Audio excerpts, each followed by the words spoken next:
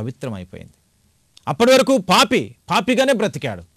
పాపి అనే సాక్ష్యాన్ని కలిగి ఉన్నాడు. యేసు ప్రభు తనని ఎప్పుడైతే తన మాటలతో తాకాడు, తన ఇంట్లోనికి ఎప్పుడైతే ప్రభు వచ్చాడు, తన హృదయంలోనికి ఎప్పుడైతే ప్రభు ప్రవేశించాడు, తన జీవితంలో అపవిత్రత అంతా కడిపోయిందండి. అతడు పరిశుద్ధుడుగా మార్చబడ్డాడు. ప్రభువుకు మహిమ కలుగును. ఈయన మాటలు వింటే, ఆయన మాటలు పవిత్రమైనవి కాబట్టి మనం పవిత్రులంగా మార్చబడతాం అని లేఖన భాగాల ద్వారా ప్రియుల మనం చూస్తూ ఉన్నాం. అతడు పవిత్రుడుగా ఎంచబడ్డాడు. నేడు ఈ ఇంటికి రక్షణ వచ్చింది. అవునండి, నీ జీవితంలో కూడా అపవిత్రమైన సాక్ష్యం, పాపి అనే సాక్ష్యం ఇక్కడ లోకంలో నువ్వు కలిగి ఉన్నావు. నీ ఊర్లో, నీ గ్రామంలో, నువ్వు ఉద్యోగం చేసే చోట అలాంటి సాక్ష్యం నీకుందేమో. ప్రభు మాట వింటే, ఆయన మాట ప్రకారం నువ్వు చేస్తే నీ జీవితంలో పవిత్రుడవుగా ఎంచబడతావు. ఎందుకు పవిత్రత మనకు కావాలంటే, పవిత్రత లేకుండా ఎవరు ప్రభువుని చూడలేరు. హృదయ శుద్ధి గల వారు ధన్యులు, వారు దేవుణ్ణి చూస్తారు. పరలోకం వెళ్ళి ప్రభువుని మనం చూడాలంటే ఈ లోకంలో పవిత్రమైన జీవితం చాలా అవసరం అని లేఖన భాగాల ద్వారా ప్రియులరా మనం చూస్తూ ఉన్నాం. పవిత్రత తన కార్యముల ద్వారా, తన మాటల ద్వారా, తన జీవితంలో ఆ పవిత్రత అనే మాటని ఇక్కడ మనం గమనించగలుగుతూ ఉన్నాం. ఓకే, మూడో వ్యక్తిని మీకు ఒకళ్ళు పరిచయం చేయాల్సి వస్తే అతడు పక్షవాయువు కలిగినటువంటి వాడు. మార్కు సువార్త 2వ అధ్యాయం 1 నుంచి మనం చదువుకుంటూ వెళితే, ఒకతను పక్షవాయువుతో బాధపడుతున్నాడు, మంచం మీద పడుకున్నాడు. 4 మనుషులు యేసు ప్రభు ఉన్న ఇంటికి తనని తోడుకొని వచ్చారండి. అక్కడ స్థలం లేదు, పైకప్పు విప్పారు, అతను లోపలికి దించారు. వాళ్ళు తెచ్చిన ఉద్దేశం ఏంటో తెలుసా? పక్షవాతం బాగు కావాలి. కానీ యేసు ప్రభు ఏమన్నాడు తెలుసా? కుమారుడా, నీ పాపములు క్షమించబడి ఉన్నవి అని అంటూ ఉన్నాడు. అంటే యేసు ప్రభు వారికి పక్షవాతం కంటే ముందు ఏం కనిపించిందంటే పాపం కనిపించింది ఆ వ్యక్తిలో. అందుకే ప్రభు మాట్లాడుతున్నాడు, రోగాన్ని ముందు బాగు చేయలేదు కానీ తనలో ఉన్నటువంటి అపవిత్రతను బాగు చేస్తున్నాడు, పాపాన్ని బాగు చేస్తూ ఉన్నాడు. కుమారుడా, నీ పాపములు క్షమించబడి ఉన్నవి అని ప్రభువు చెప్పాడు. తను పరిశుద్ధుడిగా ఎంచబడినట్లుగా లేఖనాల్లో మనం చూస్తున్నాం. తర్వాత ప్రభు, నువ్వు లేచి నీ పరిపెత్తుకుని ఇక్కడి నుంచి వెళ్ళిపో అన్నాడు. అతడు లేచాడు, పరిపెత్తుకున్నాడు, అక్కడి నుంచి అందరి ముందు నడుచుకుంటూ వెళ్ళాడు. ఎలా వెళ్ళాడని?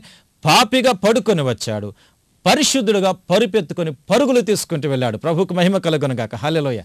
ఎంత అద్భుతం ప్రియులారా.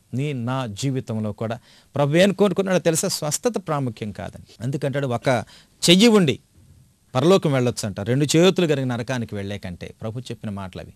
2 కళ్ళు ఉండి నరకానికి వెళ్ళే కంటే ఒక కన్నుతో మనం పరలోకం వెళ్ళటం మేలని లేఖనాలు తెలియజేస్తా ఉన్నాయి. శారీరక అనారోగ్యం పరలోకం వెళ్లకుండా ఆపదు, కానీ నీలో ఉన్న అపవిత్రత పరలోకం చేరకుండా, దేవుణ్ణి చేరకుండా, దేవుణ్ణి సంతోషపెట్టకుండా, దేవుని చిత్తం జరిగించకుండా నేను ఆటంకపరుస్తుంది. కాబట్టి ప్రేమన దేవుని బిడ్డలారా, పవిత్రత చాలా అవసరం. ఈ పక్షవాయువు గలవానికి ముందు దొరికింది పరిశుద్ధత, ఆ తరువాత స్వస్థత. అక్కడి నుంచి పరిపెత్తుకొని పరుగులు తీసుకుంటూ వెళ్ళినట్లుగా లేఖన భాగాల్లో మనం చూస్తూ ఉన్నాం. ఏంటి నీలో ఉన్నటువంటి సమస్య ఈ దినం? అనారోగ్యం. అనారోగ్యం అనారోగ్యం అనారోగ్యం అంటే ఏంటి? నష్టం. కొంచెం బాధ కలగవచ్చు, కానీ అది ప్రభు దగ్గరికి చేరకుండా, ప్రభువుని సంతోషపెట్టే విధంగా జీవించకుండా అది అడ్డుపడలేదు అనే విషయాన్ని ఇక్కడ మనం చూస్తూ ఉన్నాం. దేవునికి ప్రథమంగా కావాల్సింది పవిత్రమైన జీవితం. స్వస్థపడే జీవితం గురించి తర్వాత ప్రభు ఆలోచిస్తాడు. ఒకసారి ప్రభు నమ్ముకొని ఆయన బిడ్డలుగా మనం జీవించడం ప్రారంభించగలిగితే ఆయన ఖచ్చితంగా ప్రతి అవసరం తీరుస్తాడు. మనలో ఖచ్చితంగా స్వస్థత ఇస్తాడు, మనల్ని ఖచ్చితంగా బాగు చేస్తాడు, మనకు విడుదలిస్తాడు అనారోగ్యం నుంచి. కాబట్టి ప్రియమైన దేవుని బిడ్డలారా, మనం మన జీవితాల్లో ఈ పవిత్రతను స్వతంత్రించుకునే విధంగా జీవించాలి అని లేఖన భాగాల ద్వారా మనం చూస్తూ ఉన్నాం. ఇంకొంచెం ముందుకు వెళితే లూకాసు వార్త 23వ అధ్యాయం 42వ వచనాన్ని చూసినట్లయితే, దొంగ, సిలువ మీద దొంగ, అతడు బందిపోటు దొంగ, తప్పు చేశాడు, కూనీలు చేసుంటాడు, ఎంతోమందిని దోచుకున్నాడు. ఇప్పుడు ప్రభుతో కూడా సిలువ వేయబడుతున్నాడు. అతనికి దొరికిన గొప్ప భాగ్యం అండి. 2 దొంగలు ఉన్నారు, ఇద్దరికి ప్రభు ప్రక్కన ఉండే భాగ్యం దొరికింది.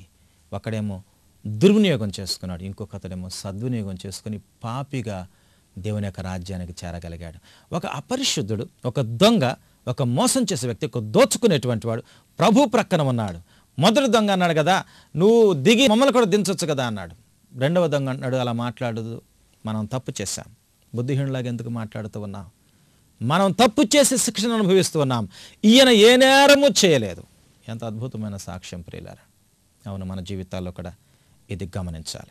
మనం తప్పు చేసి శిక్షణ అనుభవిస్తున్నాం, కానీ యేసు నీ కోసం శ్రమను అనుభవించాడు, ఏ నేరం చేయకుండా, ఏ తప్పు చేయకుండా, నిన్ను క్షమించటానికి, నిన్ను పాపం నుంచి విడిపించటానికి. ఎంతో ప్రేమ కలిగిన దేవుడు యేసు ప్రభువారు. ఇప్పుడు ఈ దొంగ ఏమంటాడు తెలుసా? యేసు అంటే, రక్షకుడా, నీ రాజ్యంలో వచ్చినప్పుడు నన్ను జ్ఞాపకం చేసుకుని ఆయన. అవును ప్రియులారా, ఆ మాట ప్రభువును కదిలించేసింది. రేపు ఎల్లుండి అని ప్రభు ఆయుధాలు వేయలేదు. ఆ దొంగతో ఏమన్నాడో తెలుసా? నేడు నీవు నాతో కూడా పరదైసులో ఉంటావు. ప్రభుకు మహిమ కలుగును గాక. హల్లెలూయా. ఈ క్షణంలో నువ్వు ప్రభు దగ్గరకు వస్తే ఇప్పుడే నీకు పాపక్షమాపణ. నీ పేరు జీవగ్రంథంలో ప్రభు ఇప్పుడే రాస్తాడు. రేపు ఎల్లుండి అని చెప్పడు. నేను ఆయన బిడ్డగా చేర్చుకుని ఆయన కుటుంబంలో చేర్చుకుంటాడు. సొంత బిడ్డగా నిన్ను అంగీకరిస్తాడండి. యెహోవా మాటలు పవిత్రమైనవి, అవి మట్టి మూసలో కరగి ఊదిన వెండి ఎంత పవిత్రమైనవని చెప్పి లేఖనాలు తెలియచేస్తూ ఉన్నాయి. ప్రియమైనటువంటి దేవుని బిడ్డలారా, నువ్వెలాంటి వ్యక్తివి? ప్రభు నీ కొరకు చనిపోయిన గ్రహించి కూడా, గమనించి కూడా పాప జీవితం నుంచి విడిచిపెట్టడానికి, బయటకు రావడానికి ఇష్టపడలేదనవు ప్రభు నేను రమ్మంటున్నాడు. రండి, మన వివాదం తీర్చుకుందాం. ప్రయాసపడి భారమును వచ్చిన సమస్త జనులారా నా దగ్గరికి రండి, నేను మీకు విశ్రాంతినిస్తాను. ఎంత గొప్ప దేవుడు ప్రియులారా. పవిత్రతనిస్తాను. ఇది ఎవరు ఇవ్వలేరు. ఈ లోకంలో ఏది కూడా ఈ పవిత్రతనివ్వలేదు. యేసు రక్తంలో మాత్రమే, యేసు ప్రభువుతో మాత్రమే ఇది సాధ్యం. ఆయనను సంతోషపెట్టే జీవితం నీకు నాకు ఉండాలంటే ఆయన పవిత్రమైన మాటలు వినాలి. ఇప్పుడు మాటలా ప్రభు చెప్పిన మాటలకు వెళ్దాం. ఈ నా మాటలు విని, ఈ నా పవిత్రమైన మాటలు విని ఎవరైతే దాని ప్రకారం చేస్తారో వారు పవిత్రులుగా ఎంచబడతారు. ప్రియమైనటువంటి దేవుని బిడ్డ, నీ జీవితంలో అపవిత్రత పోవాలి. దేవుని బిడ్డగా నువ్వు మార్చబడాలి. ఆయన మాటలు పవిత్రులనగా చేస్తాయి. అవునండి, ఒక విచారంలో పట్టబడిన స్త్రీని ప్రభు దగ్గరకు తీసుకుని వచ్చారు. రాళ్ళు పెట్టి కొట్టడానికి వచ్చారు. పాపం చేయని వాడు మొదట రాయి వేయండి ప్రభు చెప్పాడు. వాళ్ళ రాళ్ళు పడేసి వెళ్ళిపోయారు. యేసయ్య మాటలు గమనించాను. అమ్మా, ఎవరూ నిన్ను శిక్షించలేదా? ఆ మాటలు ఆమె హృదయాన్ని కరిగింపచేసాయి, గుండెను బద్దలు కొట్టేశాయి. లేదు ప్రభువా. అప్పుడు యేసు ప్రభు ఏంటో తెలుసా? నేనును నిన్ను శిక్షించను. దేవునికి మహిమ కలుగునుగాక. దేవునికి మహిమ కలుగునుగాక. నేనును నిన్ను శిక్షించను. ఇకను పాపం చేయొద్దు. ఇకను పాపం చేయదు. ఈరోజు వరకు పాపంలో జీవిస్తున్నామేమో. ప్రభు ఏం కోరుకుంటున్నాడో తెలుసా? ఇప్పటివరకు చేసిన పాపాలు నేను క్షమించేస్తాను. ఇక నుండి పాపం చేయొద్దు. ఇక నుండి పరిశుద్ధంగా నువ్వు బ్రతకాలి. నీ జీవితం ఒకసారి పరీక్ష చేసుకో. ఇంకా అపవిత్రతేనా? ప్రభు నమ్ముకున్నానని చెప్పుకుంటూ కూడా అపవిత్రతలో జీవిస్తున్నావా? యేసు ప్రభు ఇంకా పరిశుద్ధత ఇస్తాడనే సత్యం నువ్వు తెలియకుండా ఉన్నావా? నీ జీవితంలో పరిశుద్ధత, పవిత్రతనిచ్చే యేసు ప్రభు నేను రమ్మంటున్నాడు. ఆయన దగ్గరకు వస్తే నీకు విడుదల ఉంది. ఒకసారి నీ జీవితాన్ని పరీక్ష చేసుకో. ప్రార్థన చేసుకుందాం.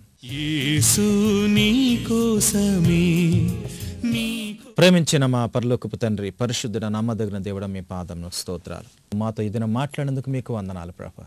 మేము పరిశుద్ధులంగా ఉండాలని, అది మీ చిత్తమని, అప్పుడే మీ రాజ్యంలో చేరతామని మీరు మాకు చెప్పినందుకు వందనాలు. మేమందరం కూడా పరిశుద్ధమైన హృదయాలు గలవారమై మీ రాజ్యంలో చేరేటట్లుగా అయా మా జీవితాలు మేము మలుచుకునే విధంగా మాకు జ్ఞానం దయచేయమని ప్రార్థన చేస్తూ, అయ్యా వాక్యం వింటున్న ప్రతి హృదయంలోని అపవిత్రతను యేసు పరిశుద్ధ నామములో తొలగించండి ప్రభా. అనారోగ్యము తొలగించండి నాయన, బలహీనతలు తొలగించండి, మీ శక్తితో మనం ఆవరించమని, మేలు చేయమని మీకే వందనాలు చెల్లించుకుంటూ యేసుక్రీస్తు అతి పరిశుద్ధ నామములో ప్రార్థించి వేడుకొని అడుగుచున్నాం తండ్రి. ఆమెన్. అందరికీ వందనాలండి. Praise the lord. God bless you. దేవుడు మిమ్మల్ని దీవించును గాక. ఆమెన్. అందరికీ పేస్లా ఇప్పుడు మా తాత కడక పాట పాడుతుండు.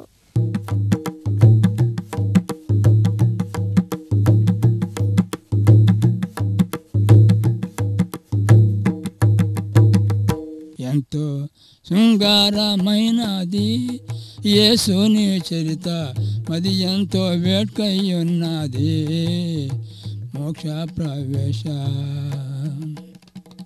వెలలేని బంగారంపు కిరీటములు సెలిమిని పరిశుద్ధవంతుల శిరములపై పెట్టి, కళలేను దౌళ వస్త్రములు గట్టంగా నిచ్చి, చెలువగు పరివారల చేతులలో పలవి జయార్ణపు వర్ణముల కలధూతులు భక్తులతో కూడి మలపీఠం గలనిలుంబడి పొలుపుకు దమది ఉనకున క్రీస్తున కెలమిని స్తోత్రం బలగన మనుషం కలుగునుగా పలికిను తెంచిరి.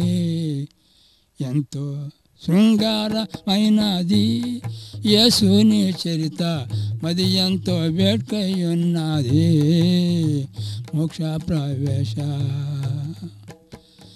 పరిశుద్ధవంతులప్పుడు శాశ్వతానంద భరితులై వీణలు ధరించి పాటలు పాడుచును, గురురాయుడైన తమ ప్రభుని గుణములు వర్ణించి కరుణను మీ రక్తము చేమము నందరధరణింగ నరవంశస్థుల తరములలో నుండరు గదదేవ్ కొరకు గదామము కొనియుంటిరి మురుపు గనుక దేవుని సముఖంబు త్వరలన్నాచక వరుల చేసి ధరనేలుదు మిక సరియని మ్రొక్కిరి. ఎంతో శృంగారమైనది యేసుని చరిత, మది ఎంతో వేట్కై ఉన్నది మోక్ష ప్రవేశ.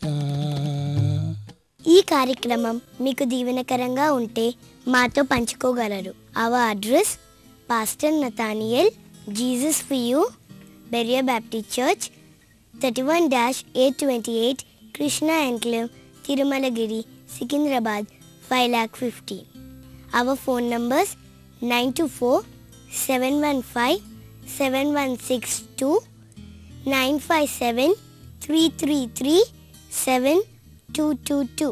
Praise the Lord.